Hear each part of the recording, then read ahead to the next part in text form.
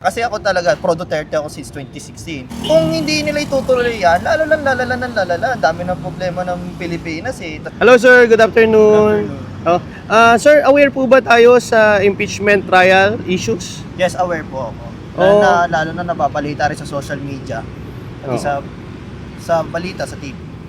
Sir, about sa impeachment trial, marami kasi nagsasabi no, na dapat daw ibasura na lang ito kasi wala naman daw mangyayari at hindi naman daw nakakain yung impeachment. Pero karamihan naman sa mga kabataan gaya mo nagsasabi dapat ituloy upang malaman yung katotohanan. Madinig ng sambayan ng Pilipino kung ano yung katotohanan dito sa impeachment case laban kay BP Sara. Kung ikaw po ang tatanungin, ano po yung opinion mo dito? For me naman, para sa akin, maybe pwede na rin ituloy kasi marami kasi naglalabas na evidence about na yung tungkol kay Piatos, ganon, yung mga pangalan ng mga pagkain. Bilang kabataan din na bumoto din this election, for me, pwede na rin na ituloy kasi andyan na yan eh. Kasi syempre, tulad yan, marami na nagtatalo-talo ngayon, tulad nung nakaraan Senate, di ba? Merong pabor, merong hindi. Bilang naman isang mamayang Pilipino, syempre aware tayo, botante ako, aware din ako sa nangyayari.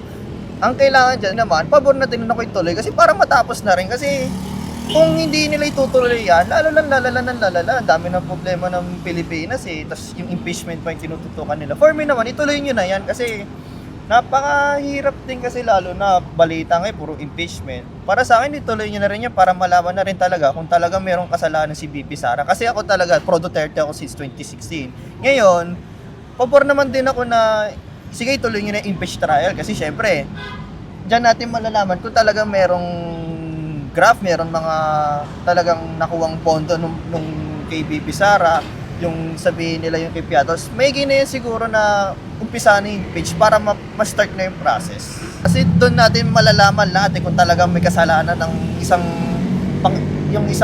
pangalawang pinakamataas na leader ng ating bansa. So both parties pabor naman itong impeachment trial, sir? Yes, pabor ako. Pabor ako na ituloy yung impeach trial.